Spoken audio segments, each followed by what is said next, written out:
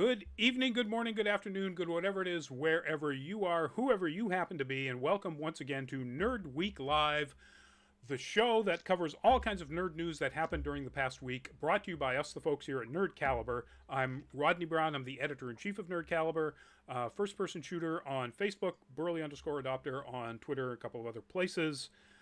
And joining me tonight, let's see, we're going to go counterclockwise in my view, so that would be the man in the stylish chapeau, Byron, if you would. Hello, Nerd Caliber Nation. Byron McNeil, aka Byron D0, on multiple facets of the interwebs. Contributing writer, social media guy. Wear a bunch of other hats, literally and otherwise. Glad to be here tonight with these fantastic humans.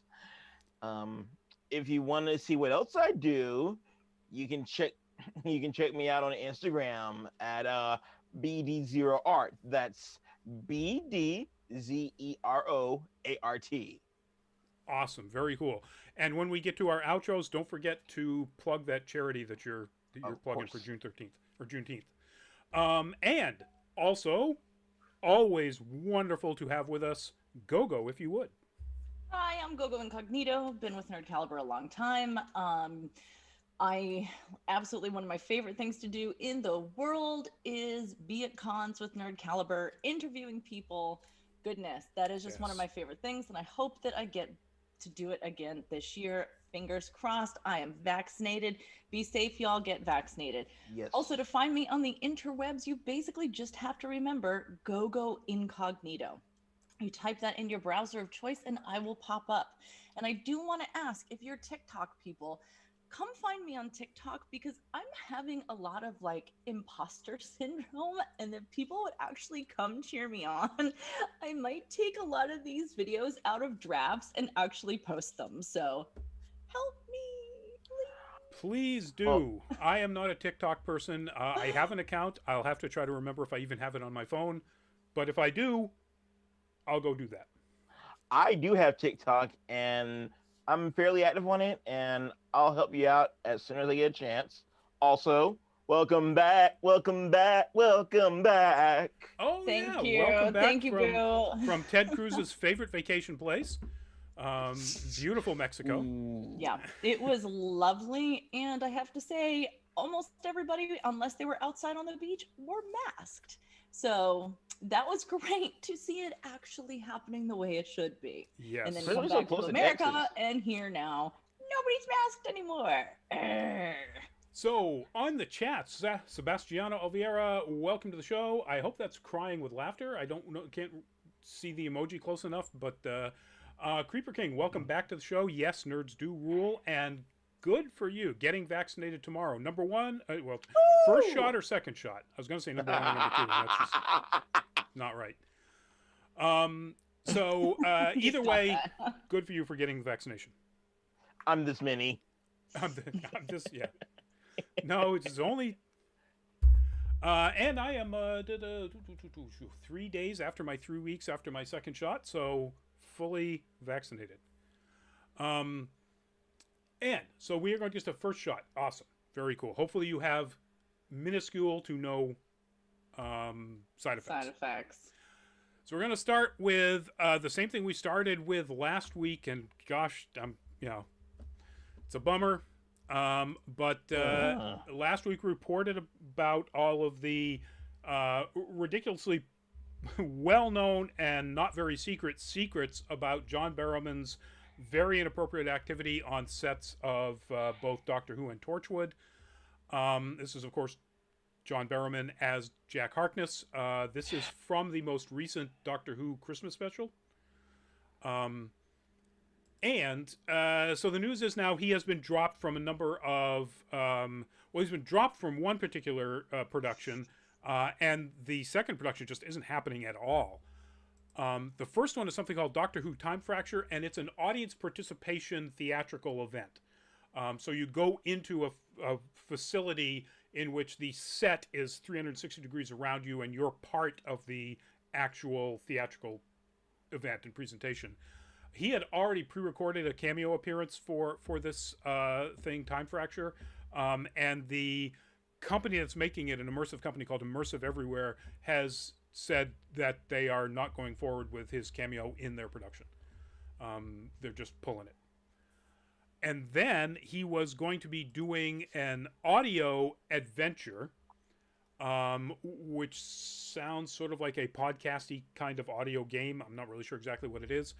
But that was based on Torchwood. It's called Torchwood Absent Friends, and he was obviously going to be the lead as Captain Jack Harkness, but it was also going to reunite him with David Tennant as the 10th Doctor. And the producers, a company called Big Finish, just pulled the plug. The entire thing, the entire series is done. They're not going to do it at all. This is why we can't have nice things. Well, yeah. Yeah, I mean, you know, John Barrowman is, aside from his insanely inappropriate behavior, generally considered one of the most wonderful, nicest people you'll ever meet. Except he really is. And in all of my experiences with him, he really is. Except I'm not working on a set with him, so he's not whipping out his unmentionables and waving them around in the air, which is one of the many things he's been accused of doing. I wasn't here last week. I was in Mexico, living my best life. But it's very interesting kind of revisiting some of the stories of friends of mine who work Dragon Con, and they specifically, their jobs are handlers or different cons or whatnot. And, you know, I don't want to necessarily speak for anyone. I'm not, you know, it's just stories that they had mentioned over the years, specifically like, oh my God, John Barrowman, he's so like, he'll see you and he'll just come up and like honk your boobs.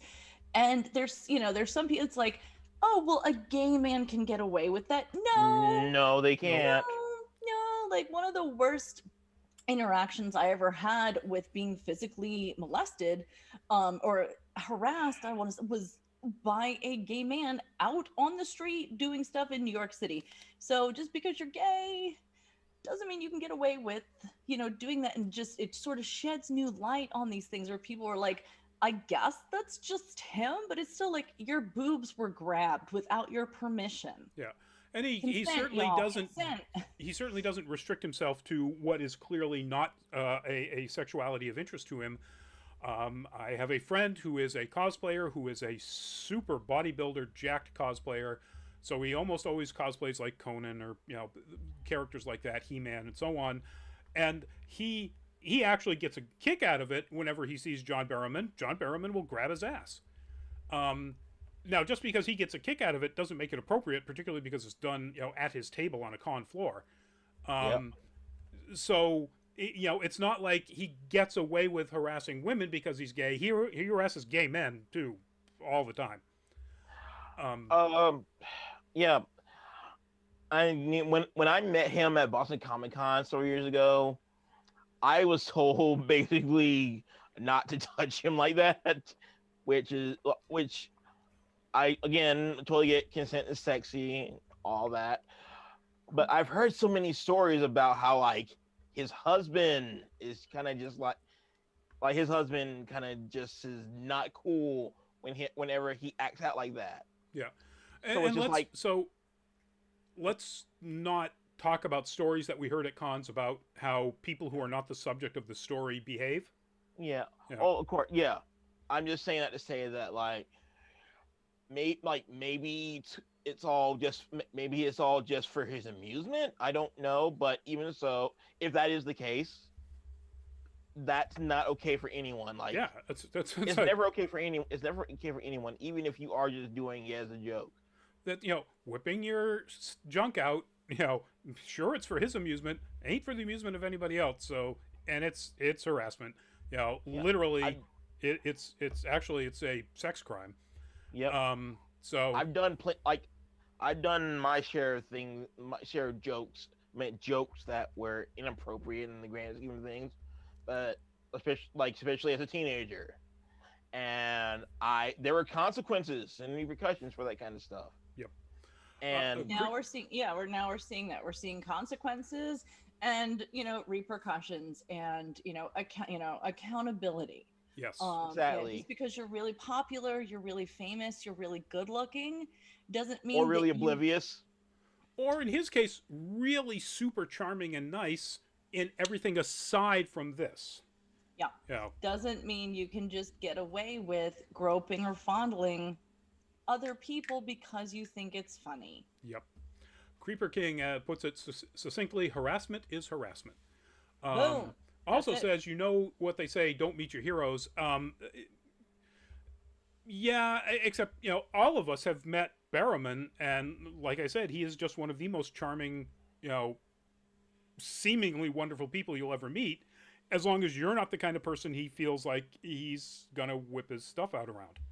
Yeah, Um, I almost melted. His smile is like oh, megawatt smile. You're just like, oh my God, my heart. Like he is that good looking and he is that charming. He really And is. He's sexy as all hell. yeah, it's a shame that it's taken this long, because if he had been approached, and this is, again, this is not victim blaming, but like, you know, if, I don't know, he could have learned a long time ago. well, so he did. He got caught.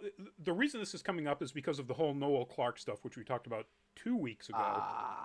And Noel Clark, someone pulled up a video with Noel Clark and two other cast members, or actually behind the scenes people from Doctor Who, at a con back in like 2007 at a panel. And Noel Clark was talking at length and in terms I can't use here about how Barrowman would literally just whip it out and, slap it around on people and so on. But so this has been existing out there for 14 years. And somebody finally found it. And like I said, that's why this is the least well-kept secret of bad behavior in all nerddom. Everybody's known this about Barrowman, who's paid any sort of attention to him. And so, but that video came up, and that's why all of this, came about now. He posted apology statements about this back in 2008. So now he apparently has not changed his behavior since then. Or if he did, he would just sort of reduced it, but there are still reports of it happening. But Barrowman was aware of it after that video came out and actually did put out an apology. He obviously just didn't take, I guess. Yeah, an apology really means nothing if there isn't, a change of behavior, or a change of reasoning, or a change of, ideals behind it. So, Rodney, thank you. I mean, I just learned something from hearing that from you, and it makes me extra disappointed. Yep. Really sad. Ditto. Extra disappointed. Macon Visconti. Just a second. Macon Visconti, welcome to the, I think I'm getting your name right. I'm probably not. Welcome to the chat, and thank you for the hearts. Heart emojis. Sorry, Byron, you were wrapping up this topic. That's what we're doing. Yeah. I was gonna say, you see that all the time, with people who are not famous. There are even some people who are famous where they think an apology will fix it. But again, if you a real apology means, again, like Gogo said, apology means nothing if you don't learn from it. If you don't back it up. Yep. The Sam's speech to Bucky in the next to the last episode of Falcon and the Winter Soldier. You got to put in the work. Otherwise, you're not actually fixing your bad behavior. Yep. That's it right there. Yep. Moving on to our next topic. And this is going to take a little bit of explanation. That is a still from the AMC series Lodge 49, which was a critical darling, not a huge hit, kind of a weird, trippy, almost sci-fantasy kind of story. And that is, of course, U.S. Agent there in the with the ankle brace and the shorts. The news is that the creator of that and the other AMC hit, Black Sails, a man named Peter Ocko, is creating another series for AMC called Moonhaven, which is a science fiction series set about 100 years from now, featuring a lunar cargo pilot and smuggler who gets charged with a crime, and winds up being sentenced to Moonhaven, which is this utopian community on the moon that is trying to solve the problems of what's happening on Earth as Earth rapidly heads towards destruction. But it's apparently not really what it seems. And so it's a sci-fi mystery adventure, and it sounds great. I mean, the topic. It sounds great. It really does. I'm sorry. They haven't mentioned any casting, if that's what you were going with. Oh, I was just gonna say, again, I read, what it was about. Just sort of, the premise was there, and I was like, it ticks a lot of boxes for me. Yep. I think it's just gonna come down to. I mean, I really do love sci-fi. Like, I love it. Probably even more than fantasy. I don't know. It's hard to say, but it's gotta grab me. Like, there's one that Rodney absolutely loves that I tried watching. I forget what it is. The Expanse. Yes, yeah. And it was so dense that I was just like, I want to be entertained. I don't want to think that much. And then there are ones that are too much fluff or too blah, where it's like, oh, come on, make it interesting. So I don't know. I guess I'm that person who's like, I need that sweet spot of it being really smart, but I don't want it to make me feel dumb. I'm going to just throw this out there because it's a movie. It's less than 2 hours long. I talked about it in Full Fat Spoiler Chat a while ago on Netflix. An Anthony Mackie movie called Synchronic. Time travel science fiction kind of. You'll love it. Best thing Anthony Mackie's ever done. Like, and I love Anthony Mackie. So amazing work. But yeah, so no idea as to exactly when this drops. They're just announcing that it's happening. So Akko, this guy Peter Akko, is writing it and is, I believe, executive producer. Yes, along with somebody named Deb Spira, who I don't know, and will be the showrunner of the series. I like it. I'm looking forward to finding out more about it as we get more information. Sure, I'll check it out. Now, that is, of course, Enola Holmes. From, speaking of Netflix again, the Netflix movie based on the series of books, the Enola Holmes Mysteries, starring Millie Bobby Brown, there in the picture, of course, and Henry Cavill as Sherlock, her older brother. And the news is that they are going ahead with a Enola Holmes 2 with pretty much everybody coming back. Of course, Millie Bobby Brown in the title character, Henry Cavill as Sherlock, but the writers and the director are going to be coming back to write and direct this second movie. I haven't seen it yet. I feel bad for saying that. I hear it's really good. What, the first one? Yeah.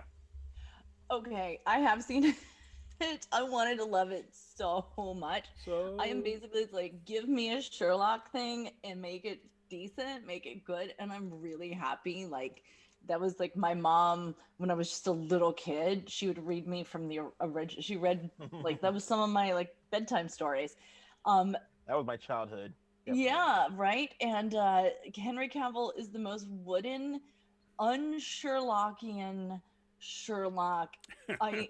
This is how I felt watching it.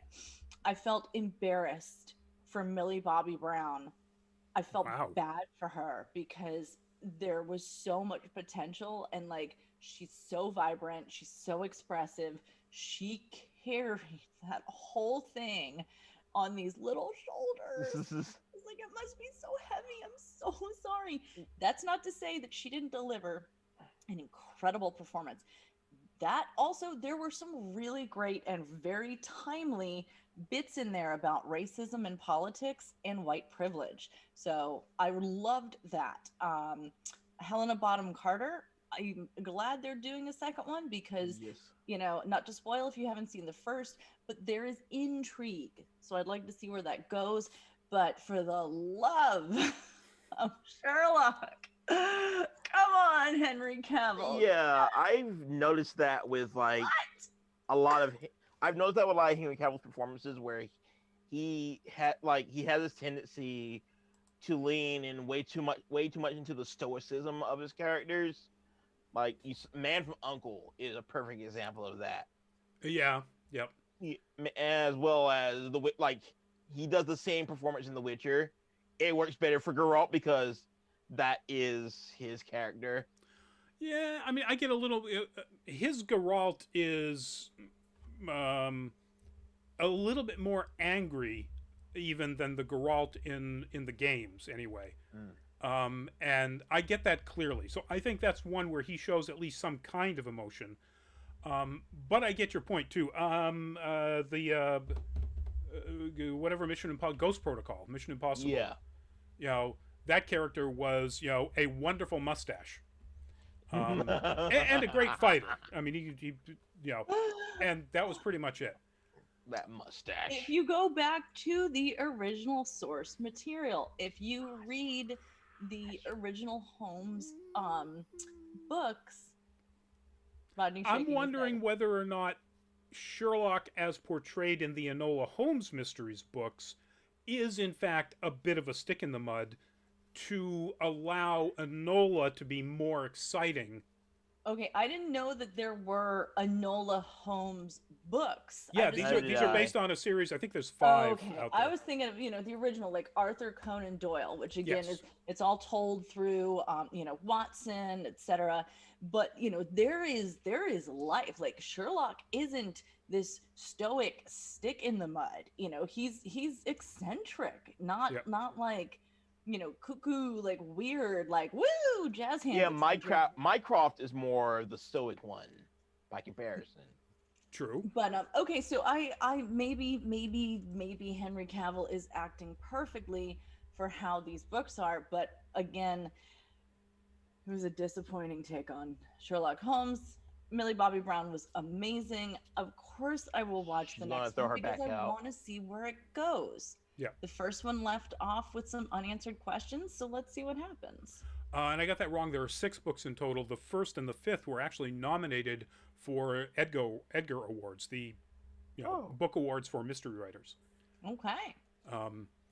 So interesting. Again, looking forward to more information about this. It's on Netflix, so we'll not get any information about it whatsoever until like the trailer drops a month before it. Netflix.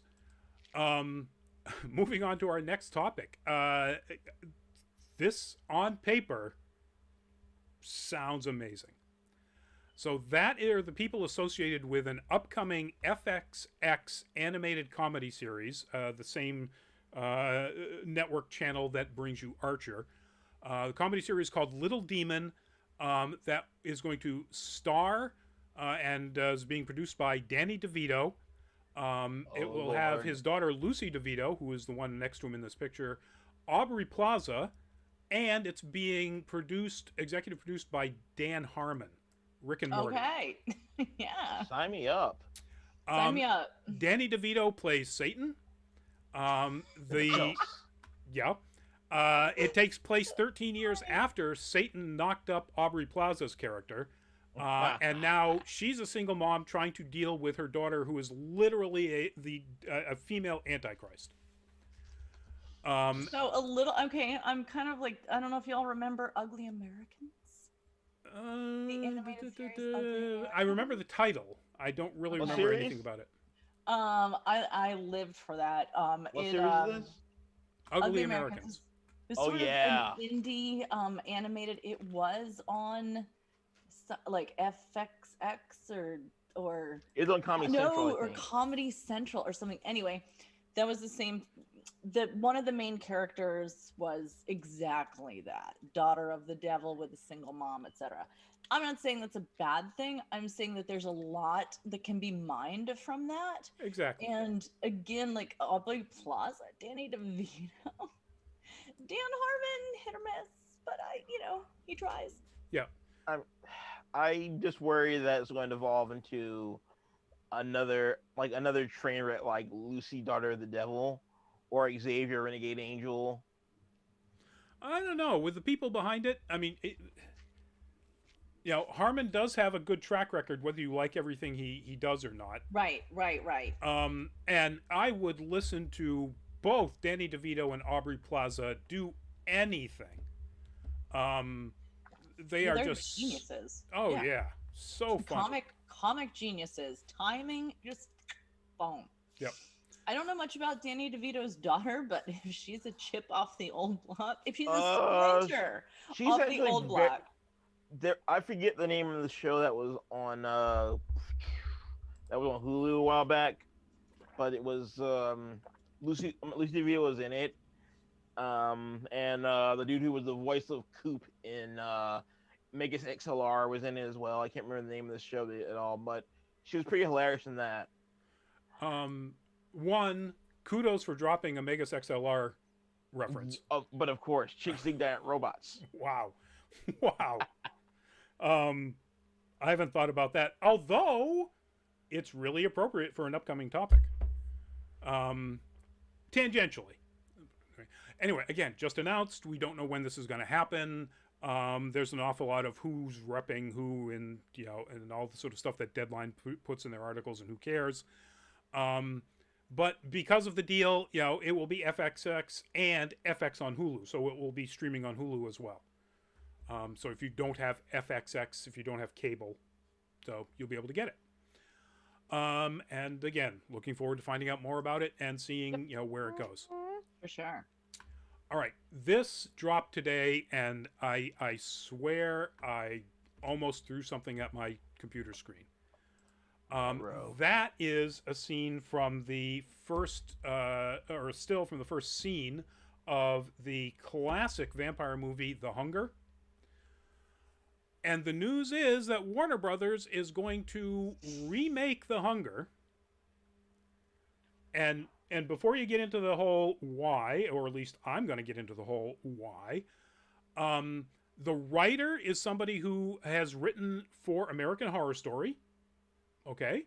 Now, the director was an executive producer and writer on True Blood and directed and wrote the movie Debs. I don't know what Debs is. I vaguely remember schoolgirls in schoolgirl uniforms who are like super spies. Yeah, they were debutantes. Right. That's Okay. what the Debs come. Yeah. And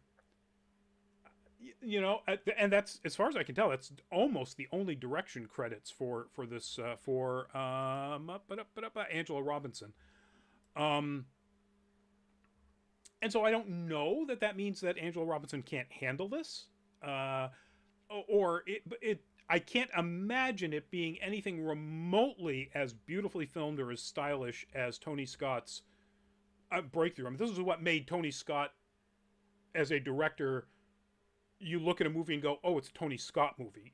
Top Gun, Man on Fire. It's like there's no. That's a Tony Scott movie, and this is what cemented it. The two most beautiful women, or two of the most beautiful women, certainly at the time and forever, Catherine Deneuve and Susan Sarandon as the two female leads, and David Bowie as the male lead. How do you... Yeah.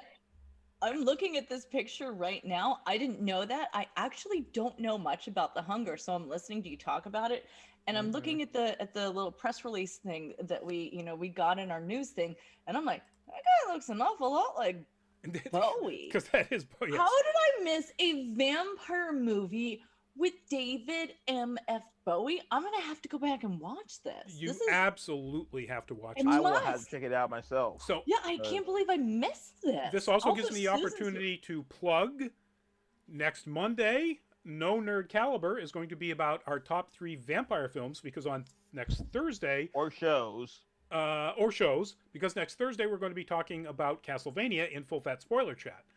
And I'm not saying for sure that The Hunger is going to be on somebody's list, but it might be. I called dibs on Fright Night. That's all I'm going to say. Sorry, I already called it. Yep. So, Fright Night the remake or Fright Night the original? Remake. Okay. Sorry. But anyway, yeah. So this could be fine. It could be, really good. It is, in my mind, impossible to make it as good as the first. So. Yeah. There's. I actually saw somebody post something today in regards to another remake. and I don't remember what it was. I just remember the comment was there are hundreds, not if not thousands, of incredible fresh ideas and screenplays being ignored. Why either mess with perfect success of the first or just regurgitate the same old Because ideas? Hollywood. Yeah. I know. I know it's rhetorical, whatever, and it might even been Ashley who might have said that. I just remember it sticking. Ashley is one of our team members who is also she's a playwright. So I it might miss have been her. but the that comment just really stuck with me. Is why is Hollywood so afraid to try to give us some fresh ideas these days? Such a loaded money. question. No, they figure that stuff that's already made money can make money without realizing that the reason this made money doesn't exist anymore. Disney hasn't seemed to learn that yet. Well, but then Disney knows that their stuff is literally just formula, and all they have to do is tweak the formula enough to call it new, and people will just fall all over themselves to do it. That's not what this is. Now, this leads me into, I didn't really put this on our docket because, frankly, it's really too complicated to get into, but it would be the right time to mention, since we're talking about a Warner Brothers movie, the deal in which AT&T sold Warner Brothers or Warner Media to Discovery Channel, or to Discovery, as it's called, the company. And it's going to merge into a new entity, but it is clearly owned by Discovery. The CEO of Discovery is the CEO of this new company. Isn't Discovery owned by Comcast? Nope. Oh. Nope. Discovery is its own product. Discovery Media owns actually a lot of stuff like Eurosports. Who knew? All around the world. And so most of the things I've been reading about this say it makes a ton of sense for Warner Brothers because it gives them access to streaming stuff instantly in other countries, or a streaming system and platform right out of the gate in other countries. But it's Discovery, the Discovery Channel and the Learning Channel, and HGTV and other stuff that's pretty cool. But still, that is now going to be in control of Warner Brothers movies, Warner TV, DC Comics, DC movies. No. Yeah. So, where this all goes, who knows? They have just re-upped the CEO of Discovery's contract until 2037. So he ain't going anywhere. There's I feel like there's potential there, though, at the same time. There is. I'm just, like I said, I'm just waiting for, Superman house flipper, except it's literally Superman flipping houses. God. My husband's, one of his guilty pleasures is like some of those house shows, like Tiny Homes, because it's ridiculous. And I'm here like, you realize this is all fake. Because I know some people who work on these shows, and sorry to burst your bubble, guys, but like Property Brothers, it's not real. Yeah. That's those house flipping shows. I hate reality TV, so I don't know the first thing about Property Brothers except that they exist. Yeah. No, it is. When I say it's unscripted television, it's not. It's pretty well scripted. Now, that doesn't mean that there aren't people who do actually buy houses and flip them. There were some shows, and they still occasionally come up on Discovery or HGTV, I guess, where they look at people who are doing this. There was one with some guy in the Rhode Island and Boston area. The show only lasted a couple of seasons, but because it was real. Because it was real, yeah. And you can't guarantee that every rehab is going to work. Right. But anyway, so I just wanted to mention that it wasn't on the docket, but this is a Warner Brothers topic, so look out for that, folks. It's going to affect whether your HBO Max streaming, because remember HBO Max is part of Warner Media, and HBO is part of Warner Media. So it's going to affect that. It's going to affect your if you have the DC Universe thing still, which is mostly about reading comics now. Discovery has their own Discovery Plus. That's going to probably merge in some fashion. All of the ways that you think Oh, by the way, Shark Week on HBO Max. And it Oh, put, there's a bunch of stuff on Animal Planet that I watch regularly. Yeah. Or when it's when it's out, I guess that's Discovery too, right? yep, Shark Week is Right. insanely popular. You know, Right. All that Gosh, I'd forgotten about that because Animal Planet has its own streaming app, so I Yep. had forgotten that it was totally a H- part of. Okay. Right. HBO Max shark movies for for Shark Week. That would be awesome. Well, Sharknado already the exists. return to Sharknado, Yeah. which are sci-fi movies, so or on the Sci-Fi Channel, I should say. Anyway, so that's that. That's it's just something you guys are going to have to pay attention to. We're going to pay attention to it when something like major platform or something gets combined or drops or whatever, or when now the third tiers, which include NBC, Universal, and Viacom, CBS, get bought up by somebody, and they will. We'll be talking about that, and the latest rumor I've heard is that Apple may be gunning for one or even both of them. So, anyway, moving on to our next topic. Marvel saw fit to give us not one but two, what they're calling clips, and they're just that. They are less than a minute clips from these two products, Black Widow and Loki. The first one is a chase scene with Scarlett Johansson and Florence Pugh's character, Natasha Romanoff, and did she play Natalia? Anyway. Irina, one of the other follow-on Black Widows in the comics, where they're escaping somebody on a motorcycle, and it's pretty exciting. It's good back and forth, a lot of fun between the two of them. You get a sense of how they interact, and there's a really good, completely defying the laws of physics, stunt at the end, but it looks neat. I'm gonna disagree with you there, Rodney, and I'm gonna say that I was the one that's coming up next on our topic list, I watched that one first. Yeah. And I felt like, not just one thing, anyway, when I watched this one, I was like, it's just a car chase. Like, I was so disappointed. It's like, okay, here's Nat and some other character. It's a car chase. What else? So, okay, I got to see like a snippet of a car chase. Big whoop-de-doof. Like, I was like, this is boring. Like, this was the clip they showed to try to sell us more of the movie? I think it was exciting, and like I said, I think it did a great job of showing us the interplay between the two characters.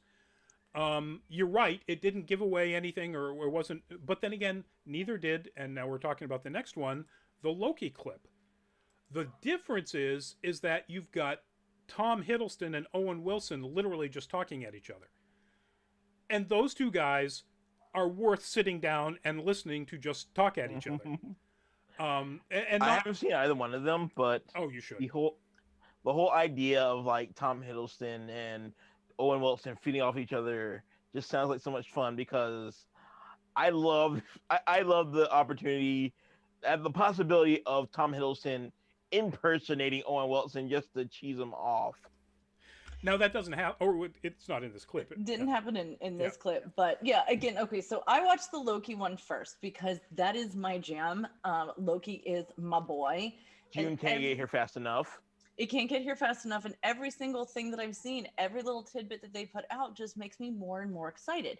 Even this little teaser clip, because it also just showed that, again, it can be really entertaining when you have Tom Hiddleston, who is so good at Loki and loves the character and loves playing this, and you have Owen Wilson just being right at his level. And I'm like, this is going to be like, every little thing that they show me is like, it's just reinforcing that this is gonna be excellent. And I'm in love with Owen Wilson's character, and I've already bought into the whole premise of this sort of time police kind of thing. Whereas again, with the Black Widow one, it was a car chase. I was like, we all know that Natasha can hold her own in any kind of like action adventure thing. I guess I just wanted to see something that was a little bit of deeper characterness. That's why I have to say it. I can't. I'm not disagreeing with Rodney that it was exciting. To me, it was disappointing because it's like, yeah, car chase, cool, yeah, they're Yeah. gonna kick ass. That's what they do. And you get that in the Loki clip because Agent Mobius, who's Owen Wilson's character from the Time Variance Authority, Also, great name. Yes. Great name.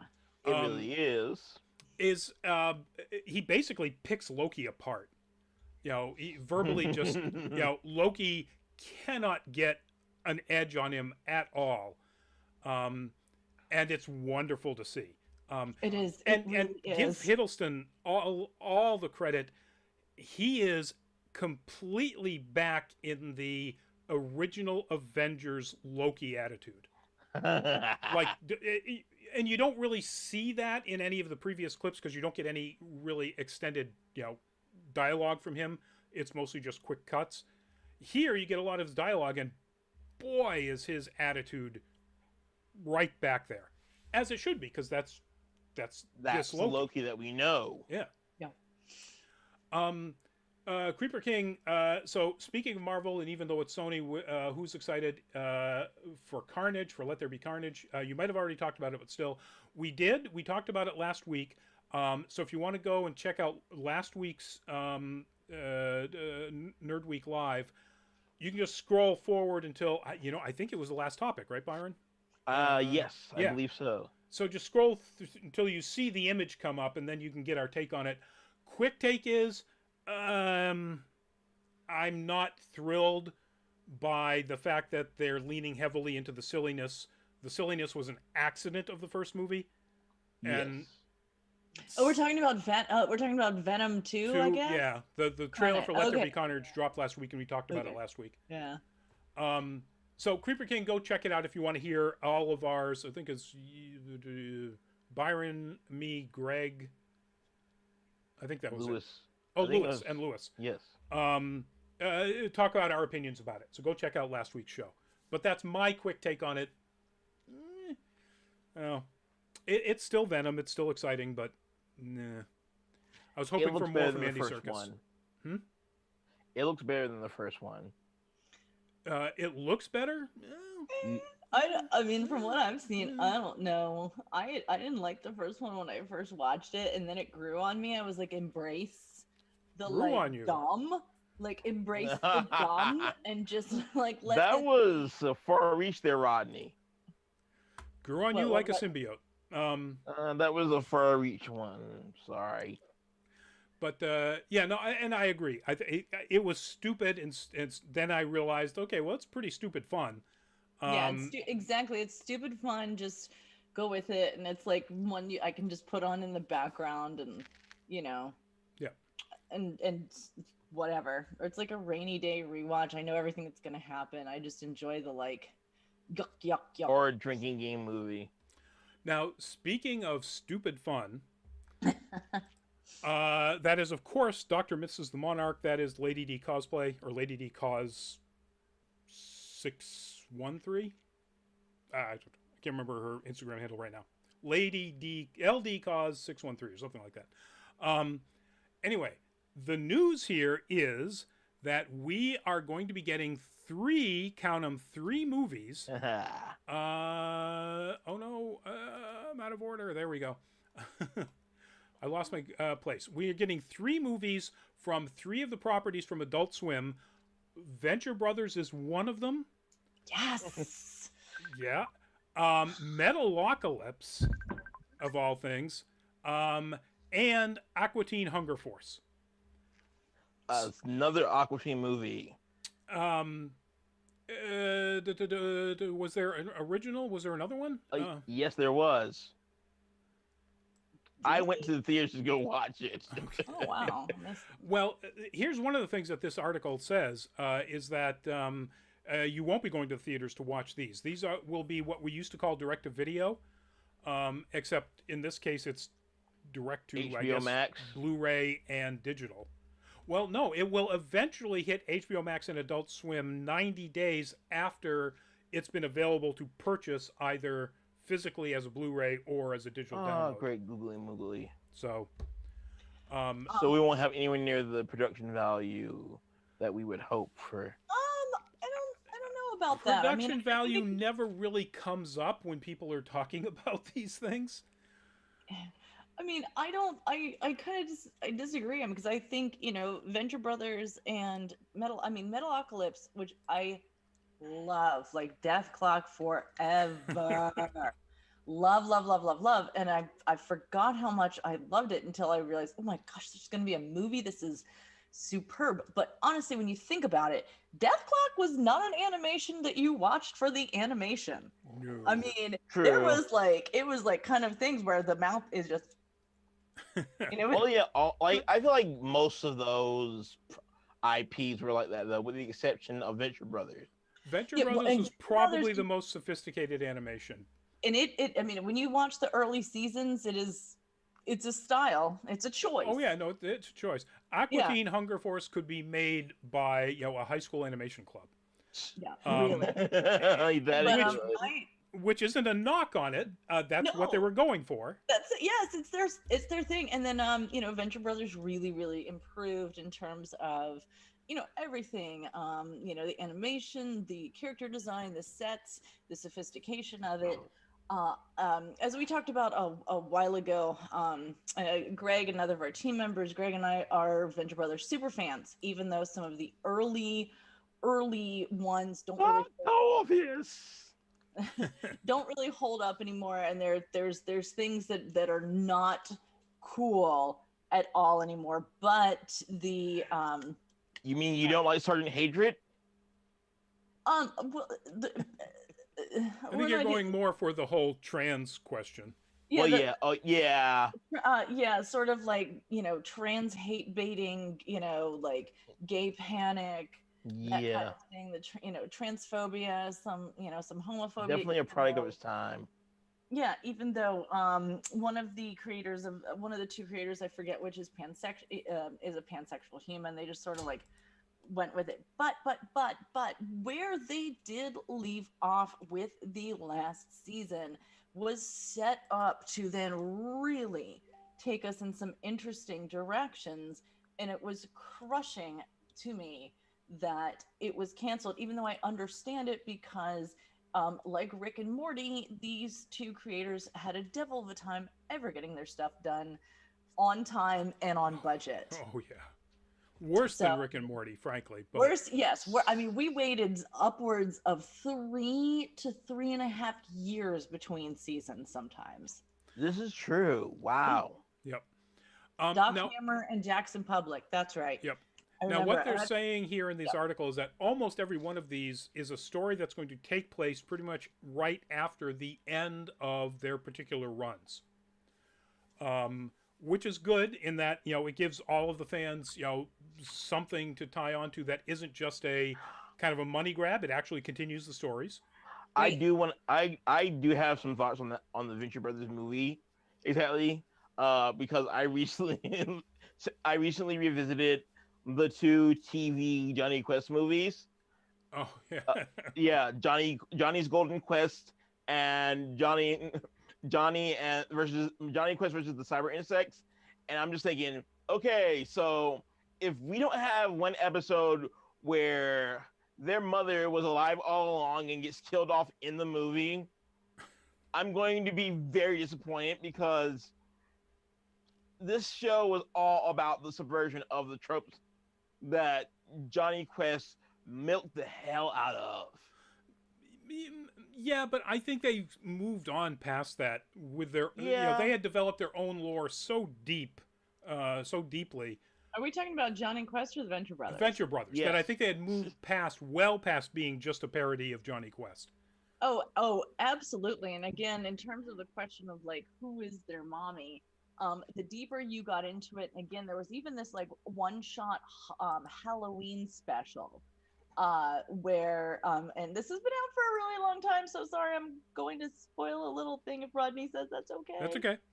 Okay, so Dean Venture, when he's in his like first bit of rebellious stage, he wanders away from where everything's going on, finds this little house in the woods where there is someone who helped Jonas Venture Senior, so their grandfather, with the cloning, and there is a robot there who is the first prototype to help her. voiced by Reese Darby. So it has like the cutest little voice ever. And so in the end, like when, Dean was leaving and they part their ways, the little helper, again, Prototype, says, "Bye, Rusty." And they're talking about the whole cloning thing, and you learn Rusty was also a clone, and he was grown in a tube. So maybe the Venture Brothers don't even have a mommy. Maybe they're just a wart from, Rusty's backside. Like he That was would make sense. from Jonas's, and it doesn't exactly answer that, but it's like, and you see just Dean go like, and just accept it, and there's like, okay.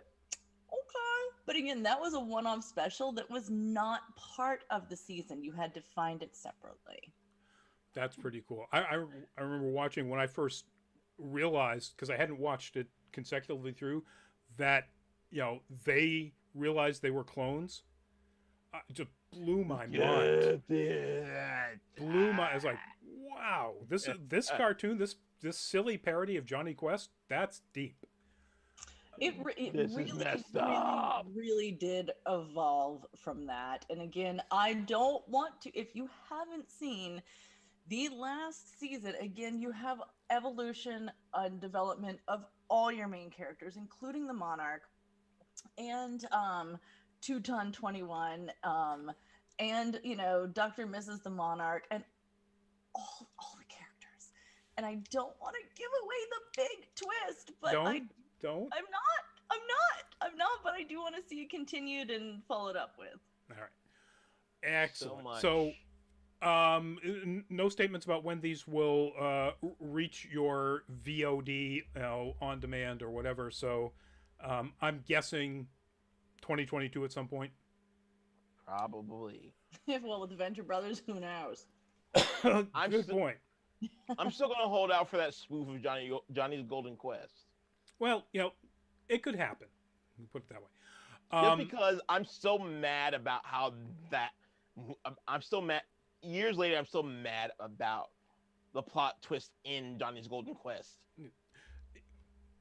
And you probably should be, but that's not anything to do with the Venture Brothers specifically. So, moving on to our next topic. Covering it, right, Rodney? We'll be covering these. What's that? I said we'll be covering these. Yeah. Now the question is how we're going to get access to them, whether we're going to do it as video on demand or if we have to wait 90 days. We'll look into that, but we've got, my guess is a couple of years before we have to. Dropping way sooner than a couple of years, we finally get our first trailer for Snake Eyes G.I. Joe Origins, and which looks a lot better than any other movie that we've had the, franchise word Origins in the title. Wolverine. But it looks really good. It looks like they're gonna beat by, let's see, this is coming out July 23rd, September, so 3 months, Shang-Chi in portraying an amazing in this case toy cartoon then comic martial arts based movie, but it is wonderful looking. The action is fantastic. Henry Golding, who plays Snake Eyes, is really good. I forget who, I will be honest and say, I read this and I watched the clip, and I forget who Henry Golding is. So he was in the movie Last Christmas. Who don't remember what he does, please name some things. He was in the movie with Emilia Clarke called Last Christmas. Yeah. So there was a movie, you remember Emilia Clarke was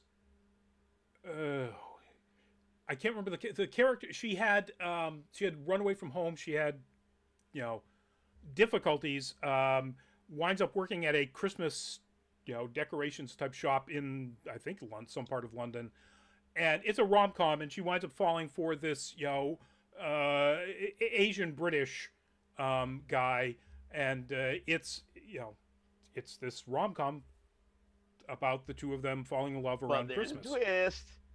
Okay, so there's a twist, but I don't know it, and I guess you could spoil it. I don't care. I haven't seen that. I know the name. I know he's supposed to be very good. I can't place anything that he's been in. I think I might have missed some of his. If you like cheesy rom-coms I with a don't. twist, No. oh, None. okay, I'll just spoil it for you. So she ends up getting a heart transplant. Wait, and we're the talking, heart- honestly, I'm gonna stop you because all I cared about was what was Henry Golding in. And let's get back to Snake Eyes. The trailer. Hey, Crazy Rich Asians. Oh, that's right, he was in that. Okay, I saw Crazy Rich Asians. I mean, again, I know the name, and I'm like, I know this guy's a good actor. I've never seen it. He's Nick Young. Okay. That character, whoever that was. Anyway. I thought the Snake Eyes trailer. Snake Eyes was. I did watch the cartoon religiously as a kid, and Snake Eyes was one of my absolute favorite action figures, along with my She-Ra and some others. And Snake Eyes was my favorite in the cartoon, even though, if I'm remembering correctly, he never spoke. No, he's mute, and he is disfigured. So yeah. Right, but and obviously Golding isn't. So, but this is his origin story. So, may not end exactly well for him. Right. I mean, to be fair, go to the movie theater to see this. No, I'm not. Even though I miss going to the movies very much. This isn't one I'm going to go to the theater for. I will wait for it to come elsewhere or be available at home. But I am looking forward to watching it. I like good martial art stuff. I love Snake Eyes. And if it's less cheesy than the other G.I. Joe movies have been, that's a plus. As someone who was a fan of Retribution, my expectations are pretty high. So... Yeah, I think so. Retribution was the second one, right? Yes. Yeah, I think that was better than the first, hands down. Yes. No question about that. This looks even better because it's not dealing so much with all the really crazy, pretty silly characters. That's a bold statement, Creeper King. G.I. Joe is the second greatest cartoon ever. Okay, what's number one, Creeper King? Yeah. I'm not necessarily going to agree with you. I'm certainly not going to dish your opinion. Yeah. It's one of the greats, I will say that much. What was I looking up here? I thought I had the cast of this up here. So one of the characters, so Samara Weaving plays, I think, Scarlet. There are some other characters in here of name, and actors of name. And speaking of last night's show, Anime Octane, where we talked about Yasuke, Takehiro Hira, who was the voice of Oda Nobunaga, is one of the characters in this, Kenta. Ooh.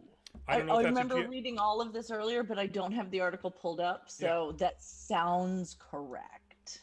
Okay, Creeper King. Number one is Batman the Animated Series. That was pretty darn okay. Batman the Animated Series is pretty darn good, but for me, G.I. Joe was on TV around the same time as Scooby-Doo, and I don't know, I liked Scooby-Doo a lot. Yeah, I thought G.I. Joe as a cartoon was later than that. More than others? Was it late? I don't know. I think it had to be later than that because you weren't allowed to make cartoons about toys until after Reagan got into office. So yeah, no, you're right. So I think it must have been in the 80s. And who was the other? Samara Weaving, Ursula Corbero as the Baroness. Right. I saw that and I was very excited because honestly, anytime the Baroness shows up is a good thing. Again, along with She-Ra, Storm, and Lucy Lawless. What is it? Xena. Xena, thank you. This is my sexual awakening, y'all. Right there.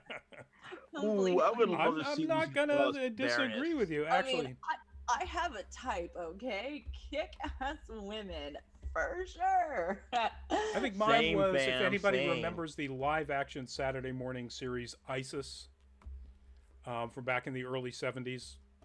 I do. I've never actually watched it, but I've seen clips. Yeah, that was mine.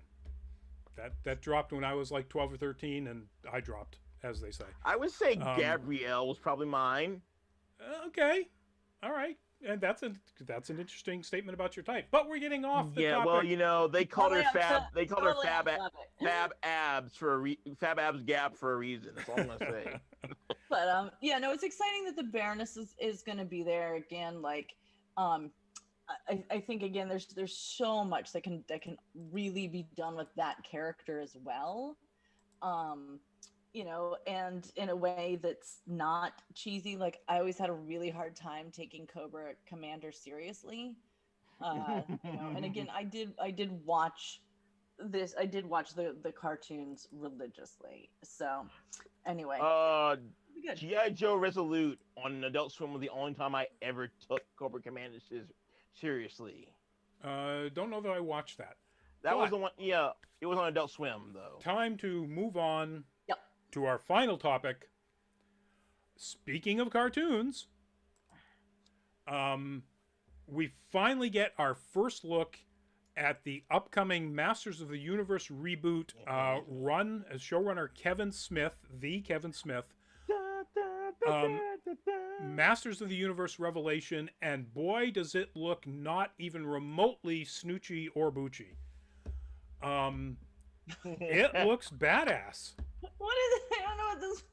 Oh, so it's from Jay and Silent Bob and Clerks, and that's Snooch to the booch. Snooch to the booch. That's Jay. That's Jason Mewes' Right. Snoochie I got and you now. so on. Totally.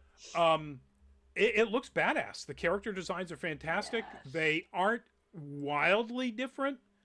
You know, this up there, right? Of course, is He-Man and Battle Cat.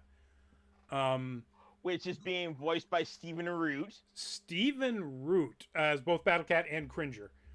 Which I'm excited for because he's a phenomenal voice actor. So, but can we talk about like the most important thing here, and that is Mark Hamill himself. Yes. As Skeletor, and Lena Headey as Evil Lynn. So if you go from Cersei, and Sarah Michelle Gellar as Tila. Yep. But I mean, going from Cersei to Evil Lynn, you're displaying a type.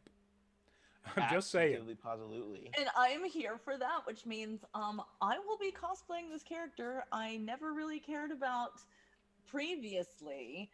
But anything Lena or Lena, I never know which way to say that.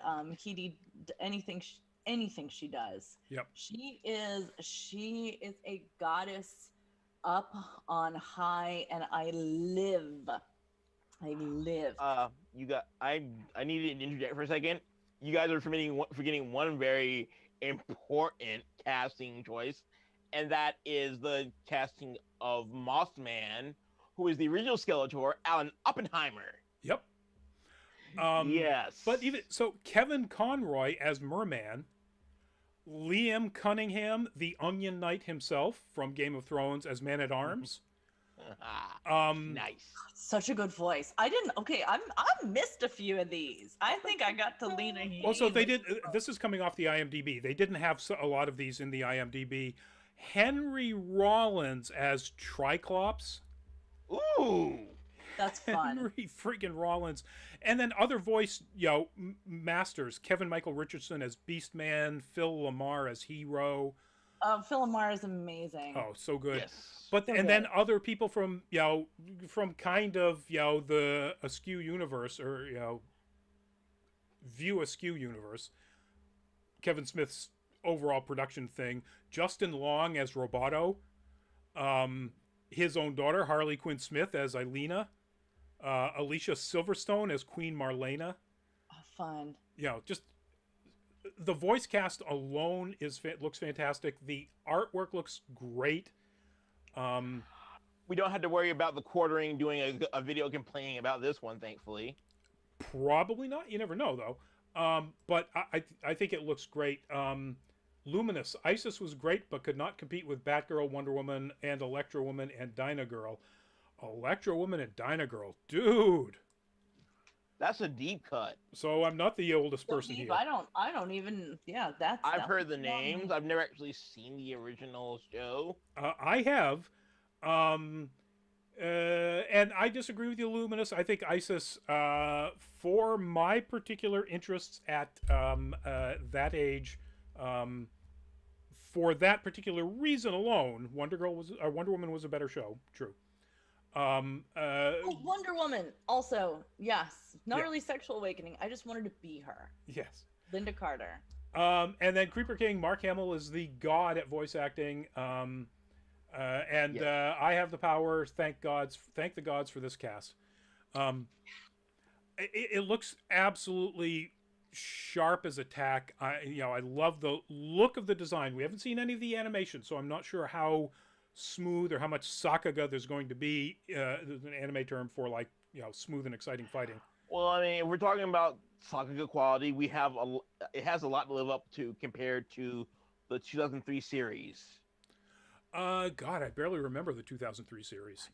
The 2003 series had some top-notch fight animation. I don't remember this at all. One thing I did note that I'd forgotten about is that the original animation, the original Hanna-Barbera cartoon based It was Filmation, on... actually. I'm sorry? Filmation. Oh, you're right. It was Filmation. It wasn't Hanna-Barbera. You're right. Okay, cool. I'm glad you remembered that, because I group a lot of that stuff together. But the Autism original brain. one was only from 1982 to 1985. Yep. So Yeah, it didn't have a long run. it did not have a long run, and then of course it got replayed and whatnot, because I was just a wee bairn at that point in time. But it's amazing how something that again only had that long of an original run just became such a part of the fabric of the time, the pop culture zeitgeist. Exactly, to where we all know who He-Man is, and it's been able to then to have She-Ra come back completely reimagined, and now we're getting this epic, and there was a lot at that time that was again made, these cartoons that were made to sell action figures, like G.I. Joe, that just became, as Byron just said, cultural zeitgeist. And how interesting is that? It's so interesting. All right. It really is just Luminous, ungodly fascinating. Luminous is out nerding us here. J. Michael Straczynski was a writer on the original He-Man cartoon. He later created, of course, this remote Babylon 5. And is a incredibly prolific comic book writer as well. July 23rd is when we get to see what this all looks like, although there'll be a trailer before then. But July 23rd is when it drops. Of course, it is Netflix, correct? Yes, Netflix. Yes. And I'm really looking forward to it. I'm hoping that it spawns even more Concrete Blonde memes. So, nobody. Okay. So. That's the show, folks. Anybody, do we have a could we please or could we not? I have a could we. With Loki coming out with the return to having these weekly episodic Marvel, splendiferous shows, they get dropped at midnight. Can we not spoil them the next morning? Not all of us have the luxury or the ability to stay up until midnight and watch a 42 or half hour or an hour show. So just don't. Don't do it, because I am still bitter about Falcon and the Winter Soldier, to the point where I still haven't finished it, because I just need to let that sourness kind of taper off at how badly it was spoiled for me. And if someone does that with Loki, Scorched earth. Earth will be salted. Goodbye. Don't Anybody do who it. did It's that, really, you're really all a bunch rude. of selfish bastards. Yep. Yeah, it's rude. I got one. Could we please just, as a society, learn to mind our own business? Unless unless it's something that's hurting someone outright or doing harm to society, can we just learn to mind our own damn businesses? Because this is going from my upbringing and just observing the world around me. We always seem to have an opinion on how someone else is doing. Yeah. And to quote a quote from the manga series Nana, instead of messing up someone else's garden, try planting your own damn flowers. Here, here. Luminous, I was going to bring this up. I thought it was 2 a.m. Even worse, those Marvel shows appear at 3 a.m. on the East Coast. So it may be, actually, I don't know when it's midnight. That would be mid-Atlantic. But yeah, they are, here on the East Coast, they do drop at 3 in the morning. Yeah. So that's even worse. You wouldn't have to stay up until midnight. You'd have to stay up until 3 a.m. Anyway, folks, that's it. That's our show. Thursday, full fat spoiler chat is Shadow and Bone.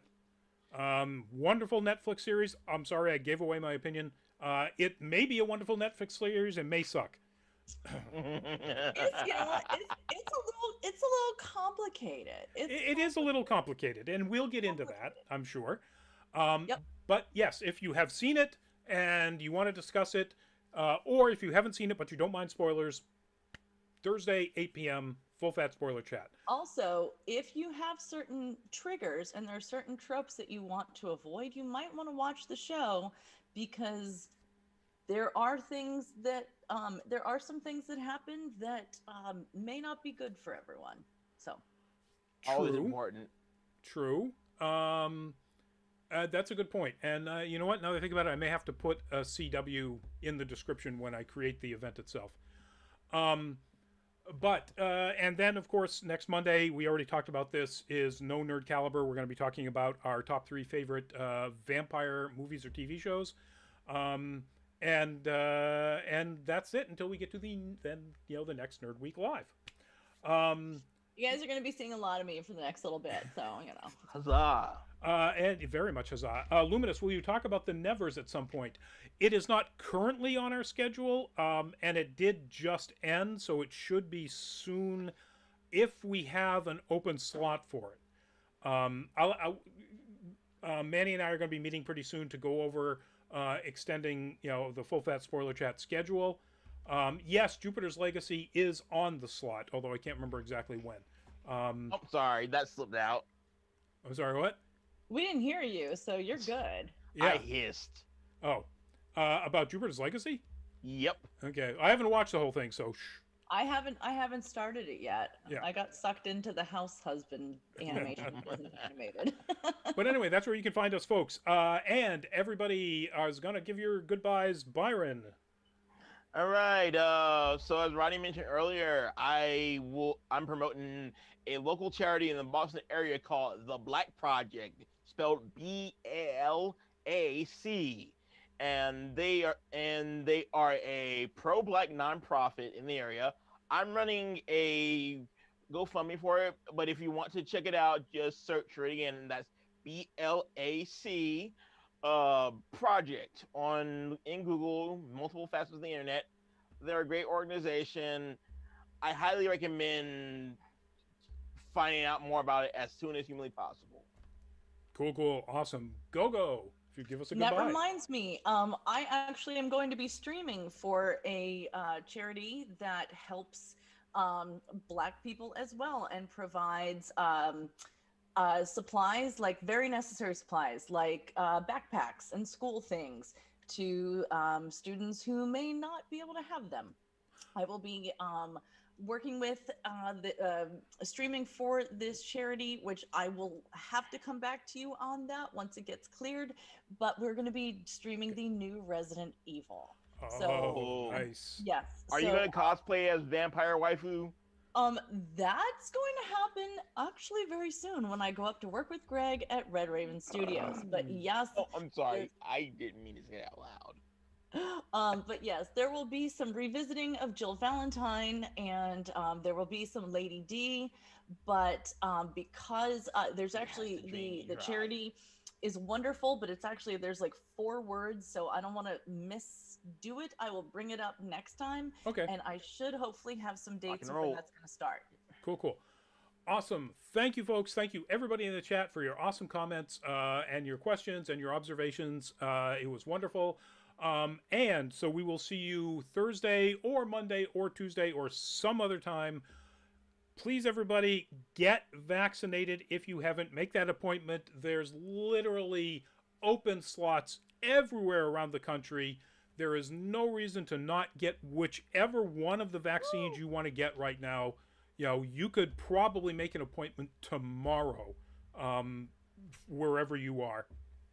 And also, if you are even thinking about traveling internationally, Oh, yeah. please know that you're like, again, if you want to travel, get the vaccine. Yes. Because if you do happen to contract COVID while you're out of the country, you're stuck in that country, which may be a good thing, but it may not be in your budget, or it may really screw up your work or family. So, Good prevention, point. something, ounce of prevention, pound a cure, right? Yes. So please get vaccinated. Stay safe. Follow As I said your before, we're own so close. guidelines when you're implementing the CDC guidelines. And that's that. So thank you, folks. Have a good night.